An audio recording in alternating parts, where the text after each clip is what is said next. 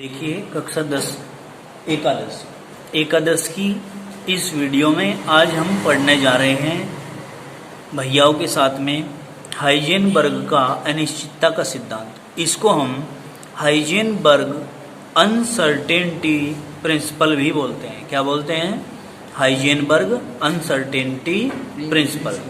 देखिए ये सिद्धांत भी अति सूक्ष्म गति करने वाले कण के ऊपर काम करता है। क्या? अति सूक्ष्म गति करने वाले कण के ऊपर, मतलब कोई भी कण है जो अति सूक्ष्म है, गति करता है, उसकी एक समय में या तो हम स्थिति का पता लगा सकते हैं या एक समय में उसके संवेग का पता लगाया जा सकता है। जिस प्रकार एक म्यान में दो तलवारें नहीं रह सकती, एक ही तलवार रह सकती है, उसी प्रकार अति सूक्ष्म गतिशील कण की एक समय में या तो स्थिति का पता लगाया जा सकता है या फिर उसके संवेग का पता लगाया जा सकता है। अर्थात एक समय में दोनों तथ्यों का पता लगाया जाना असंभव है, संभव नहीं है। क्लियर होगी बात? अब देखो, हाइजेनबर्ग ने सन 1927 में अनिश्चितता का सिद्धांत दिया। कब दिया? 1927 में अनिश्चितता का सिद्धांत दिया, जिसके अनुसार किसी गतिशील अति सूक्ष्म मूल कण इलेक्ट्रॉन, क्या? जिसके अनुसार किसी गतिशील अति सूक्ष्म मूल कण यानी कि इलेक्ट्रॉन की स्थिति और संवेग दोनों का एक साथ यथार्थ निर्धारण असंभव है। यथार्थ निर्धारण मतलब दोनों का एक साथ पता किया जाना असंभव है। अनिश्चितता के सिद्धांत को गणितीय रूप में निम्न समीकरण के द्वारा व्यक्त करते हैं। वो समीकरण कौन सी है? वो समीकरण है delta x into delta P is greater than H upon 4 पाई। मतलब डेल्टा एक्स स्थिति हो जाती है, डेल्टा पी संवेग हो जाता है, एच प्लांक नियतांक हो जाता है, 4 पाई मान होते संख्यात्मक मान। कैसे?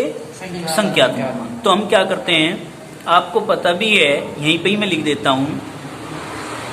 अगर आप लोग देखें तो फॉर्मूला है हमारा संवेग बराबर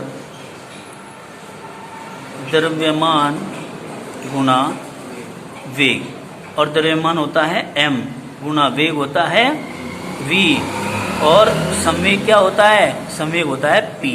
तो देखिए यहाँ p है तो p बराबर m गुणा v आ रहा है, तो इस रिएक्शन में मैं p की जगह m गुणा v कर सकता हूँ। यानी कि डेल्टा x के जगह डेल्टा x आ गया, डेल्टा p के जगह m इंटू डेल्टा v आ गया, is greater than h upon 4 पाई आ गया। जो का तो है।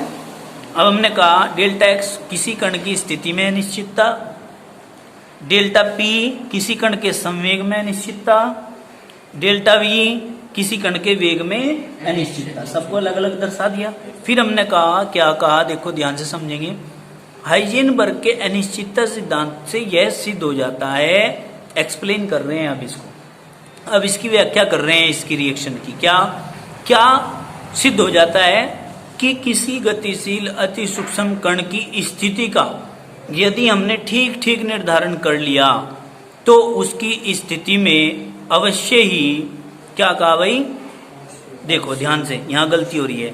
यदि किसी गतिशील अति सूक्ष्म कण की स्थिति का यदि ठीक ठीक निर्धारण कर लिया जाए तो उसकी स्थिति में, देखो स्थिति लिख दिया यहाँ, तो उसके स्थिति की जगह क्या लिखोगे आप?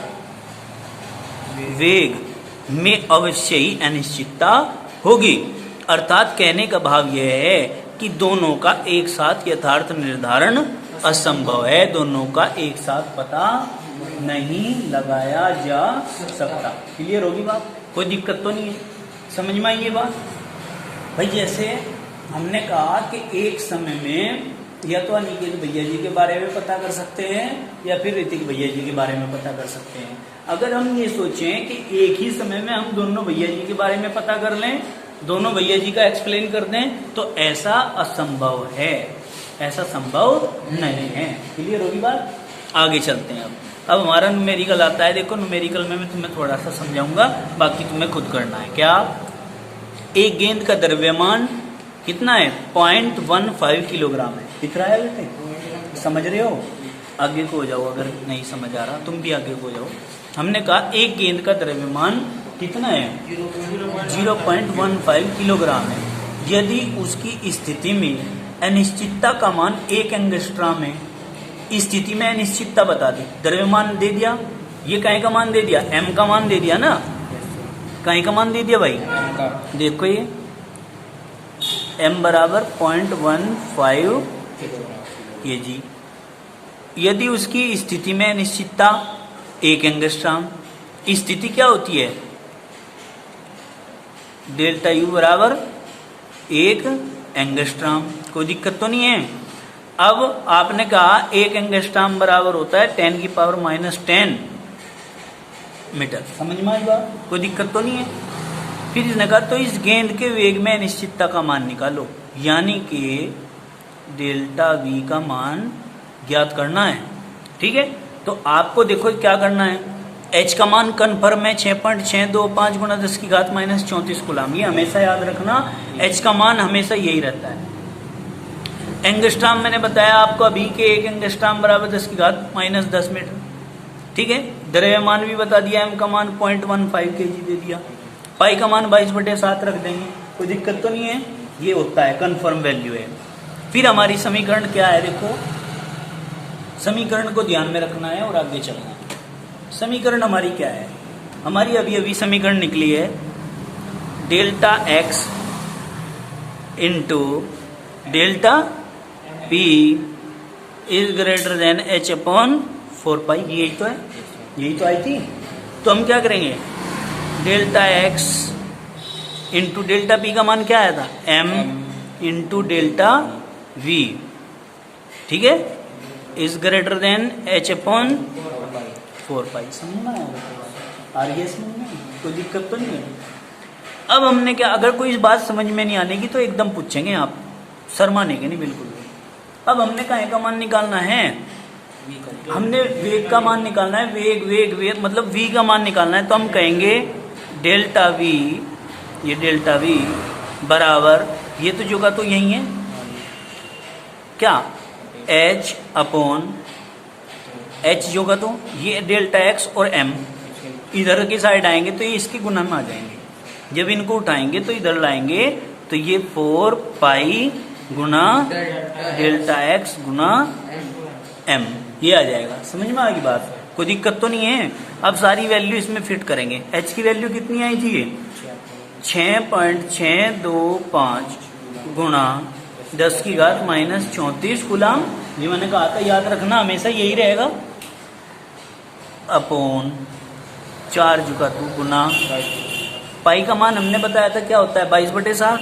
तो मैं आपको 22 यहाँ लिख दूं गुना 4 यहाँ लिख दूं, कोई दिक्कत तो नहीं है? ये 7 लिखेंगे हम। अब इसके बाद और क्या करना है? डेल्टा x का मान कितना है बताओ? डेल्टा x का मान दे रखा कहीं? डेल्टा x का मान दे नहीं रखा, ये x का ही तो है। ये जो u मानना था हमने, ये x का ही तो है। डेल्टा x कितना है? 10⁻⁻10 गुना, फिर क्या रह गया? m का मान कितना है? 0.15। क्लियर? कोई दिक्कत तो नहीं है? अब हमने इसकी गुना भाग करनी है और इसकी गुना भाग करके हमारे पास जो आएगा वो टोटल इसका आंसर निकाल लेंगे। ठीक है, जैसे ये तो जुगातू रहेगा हमारा भाई, इसको तो हम जुगातू रहने देते हैं। 6.625 गुना 10⁻34 34 है, इसे मैं 24 कर दूं, ये कट गई, कैंसिल होगी ये, बट ये यहाँ क्या लिखूं? यहाँ पे क्या लिखूं बताओ? हैं? अगर 7 से इसे काट दूं तो 4 गुना 3.14 आ गया, यही तो आएगा, और गुना 0.15 कर दूं, कोई दिक्कत है? फिर क्या करेंगे? इसकी गुना इसमें कर लो, कितना आ जाएगा? 6.625 गुना 10⁻⁻24 बटे क्या आएगा बेटे भाई? 3 चौक 12 और 14 चौका 56। यानी कि 12.56 गुना 0.15, ये आ जाएगा। कोई दिक्कत है क्या? फिर आगे चलेंगे 6.625 गुना 10 की घात -24 बटे, इसकी गुना करेंगे तो आएगा 1.8840। ठीक है, कोई दिक्कत नहीं है। 1 2 3 4 अंकों के बाद है पॉइंट, तो इसे पॉइंट को हटा लेंगे। तो क्या करेंगे, इसे हम 6.625 गुना 10 की घात -24 पॉइंट हटा दूं यहां से, और यहाँ ऊपर के साइड बेटे यहाँ पे प्लस के कर दूं, मैं इसे जो कर दूं यहीं कहीं, ये नहीं, या फिर एक काम कर सकते हैं हम, इसके पॉइंट से इसके पॉइंट काट लो, 1 2 3 4, 1 2 3, इसका पॉइंट हटा दो, यहाँ 0 लगा दो बस। समझ गए? कोई दिक्कत तो नहीं है। तो यानी कि ये पॉइंट हट जाएगी यहाँ से। अब जो हमारा आ जाएगा 6.625 गुना 10 की घात -23 कर दूं, ये माइनस की 3 24, 1 0 ये है, तो हटा दो इसे, और बटे कितना आ गया 18840, ये आ जाएगा। ठीक है, कोई दिक्कत है भाई? अब इसका आप लोग सॉल्यूशन निकाल लेंगे, यहाँ से सॉल्यूशन निकाल के आंसर लिख देता हूँ बस मैं। अब जो आंसर आएगा इसका टोटल आंसर आएगा 3.5 इंटू 10 की पावर -24 मीटर प्रति सेकंड। क्यों मीटर प्रति सेकंड? क्यों? क्योंकि वेग है, ये वेग है। क्या है? वेग। v का मान है, ये v का। समझ गए? आ जाएगा।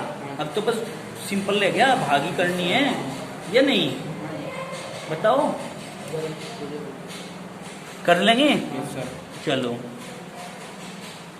ये हमारा फिनिश हुआ। अब हम नेक्स्ट क्वेश्चन पे चलते हैं। हमारा नेक्स्ट क्वेश्चन क्या है? मैंने सारा सोल्व कर दिया, बस इसकी गुना भाग रहेगी थोड़ी सी। अब नेक्स्ट क्वेश्चन देखते हैं हम क्या है हमारा, इसी क्वेश्चन के ऊपर डिपेंड करता है वो क्या है, देखिए समझेंगे। इलेक्ट्रॉन की स्थिति व वेग में अनिश्चितता का गुणनफल ज्ञात करो। भाई ऐसे क्वेश्चन जरूर आ जाता है पेपर में, और घुमा भी देता है, परेशान भी कर देता है ये क्वेश्चन। क्या कि इलेक्ट्रॉन की स्थिति व वेग में अनिश्चितता का गुणनफल ज्ञात करो। किस में? स्थिति और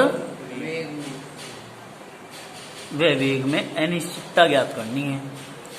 ठीक है, m की वैल्यू दे दीजिए आपको बस 9.1 इंटू 10 की पावर -31 के, ये दे दिया है। खाली आपको ये दिया है, बाकी स्थिति और वेग में अनिश्चितता निकलवा रहा। तो हमने क्या करना है, अब इस चीज को देखो भाई, हमारे पास क्या क्या चीजें हैं, उनके आधार पे ही हमने निकालना है। तो हम देखेंगे कि हमारी इक्वेशन आई थी डेल्टा x इंटू क्या m इंटू डेल्टा v में डायरेक्ट लिख दूं, और is greater than h upon 4 पाई, यही तो आई थी।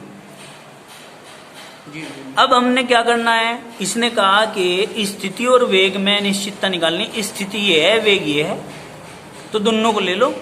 Delta x into delta v बराबर h अपॉन 4 पाई, ये m रह गया, m को बटे में ले आओ। ठीक है बेटे, समझ में नहीं आई बात है भाई? हमने m को उठाया, m को ले आए हम। अब हमने क्या करना है, ऋतिक समझ में आ रहा है? अब बेटे यहाँ h की वैल्यू आपको पता ही है, 6.625 गुना 10 की घात -34 बटे 4 गुना पाई का मान 3.14 गुना m का मान कितना, m का मान दिया हुआ था 9.1 गुना 10 की घात -31। क्लियर होगी बात? कोई दिक्कत तो नहीं है? 31 को ऊपर ले आओ, यानी कि देखो इसे ऐसे कर लो आप लोग, ये 6.625 गुना 10 की घात -34 ये 31 ऊपर चले गए, प्लस के हो गए 31। ठीक है बेटे, बटे 4 गुना 3.1, 4 गुना 9.1, यही तो है। अब देखो 1 2 3 अंकों के बाद है, यहाँ 1 अंक के बाद एक ही है, 1 अंकों के बाद एक ही है, उड़ा दूं चिन्हों को, ये इससे कट गई। तो हमारे पास क्या बचा, 6 6 2 5 गुना 10 की घात माइनस कितनी लिखू बेटे, यहाँ 34 है ना, माइनस के और प्लस के कितने हैं 31, कितनी बच जाएंगी, 3 बचेंगी ना, माइनस के 3 बचेंगे।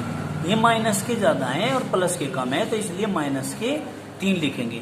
ठीक है, माइनस के में से प्लस के घटा देंगे। अब हमारे पास क्या बचा, 4 गुना 314 गुना 91, ये बचा। ठीक है, कोई दिक्कत है क्या? अब इसकी गुना भाग करके आप लोग कर लेंगे, अब तो कोई दिक्कत नहीं रही भाई, इनकी गुना करनी है और इससे भाग कर देना है। तो टोटल जो इनका आंसर आएगा इस समीकरण के बाद वो आएगा 5.9 इंटू 10 की power -5 metre square second square. ठीक है, ये बच जाएगा आपका, ये आंसर आ जाएगा आपका सॉल्यूशन के बाद। कर लेना है इसको घर जाके अच्छी तरह, समझ गए, कभी ना करो। अब हम आगे बढ़ते हैं अपने टॉपिक पर जिसका नाम है श्रोडिंजर इक्वेशन। क्या?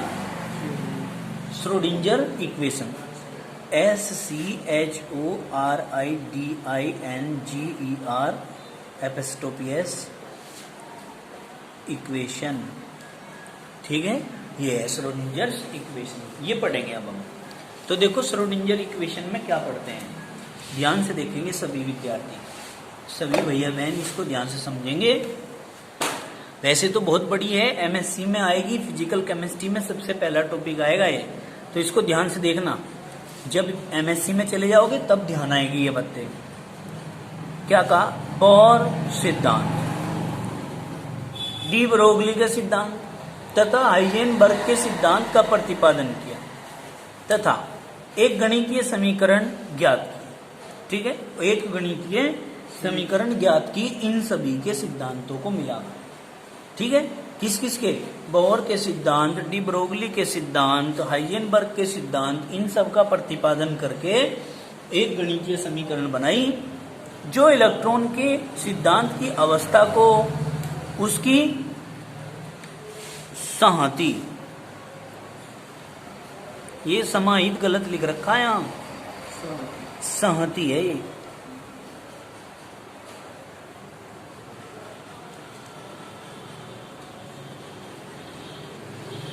संहति जिसको कहते हैं संहति, समझ में आई बात? संहति जिसको द्रव्यमान बोलते हैं। कुल ऊर्जा E, नाभिक के सापेक्ष स्थितिज ऊर्जा V, प्लांक स्थिरांक H तथा इलेक्ट्रॉन का तरंग फलन साई। ठीक है, इलेक्ट्रॉन का तरंग फलन साई के पदों में संबंध बताती है। इन सब के पदों में क्या बताती है? संबंध बताती है। समझ में आई बात? क्या कहा? जो इलेक्ट्रॉन के सिद्धांत की अवस्था को उसकी संहति, कुल द्रव्यमान, नाभिक के सापेक्ष स्थितिज ऊर्जा, प्लांक स्थिरांक तथा इलेक्ट्रॉन का तरंग फलन साई के पदों में संबंध बताती है। इस समीकरण को श्रोडिंजर तरंग समीकरण कहते हैं। क्या कहते हैं इसको? श्रोडिंजर तरंग समीकरण कहते हैं। एक कण के लिए जिसकी ऊर्जा समय के साथ परिवर्तित नहीं होती। ठीक है जी, एक कण जिसकी ऊर्जा समय के साथ में परिवर्तित नहीं होती है। श्रोडिंजर समीकरण सरल रूप में निम्न प्रकार लिखी जा सकती है। कैसे? देखो भाई, ये है H psi equal to E psi. हमने कहा ये साई है, साई का साई नहीं दिखा दिया है। यहाँ H क्या है? H कुल ऊर्जा प्रचालक है जिसे हैमिल्टोनियन प्रचालक कहते हैं। क्या कहते हैं जिसको? हैमिल्टोनियन प्रचालक, लेके चलता है, चलने का काम करता है, प्रचालक। समझिए, साई क्या है? तरंग फलन का काम करता है। अब हमारी इक्वेशन क्या आती है? इक्वेशन में तुम्हें लिख के दिखा देता हूँ यहाँ पर। इक्वेशन हमारी जो आती है श्रोडिंजर तरंग इक्वेशन, देखो इसको हम कहेंगे डेल स्क्वायर साई अपॉन, ध्यान से समझना, del x square plus 3 axis के सापेक्ष होती है, del square psi upon del Y square plus del square psi upon del Z square plus 8 pi square M upon H square, bracket में लिखेंगे E minus V into psi equal to 0। ये आपकी जो equation आती है ये Schrodinger तरंग समीकरण आती है, इसको याद कर लेना है आपको। क्या कहेंगे, del square psi upon del x square plus del square psi upon del Y square plus del square psi upon del Z square plus 8 pi square M upon H square into E minus V into psi equal to 0। इन सब के बराबर 0 लाना है, तो ये समीकरण क्या कहलाती है, ये श्रोडिंगर तरंग समीकरण कहलाती है। बताओ जरा इतनी बात समझ में आई या नहीं? ठीक है, अब हम क्या पढ़ेंगे,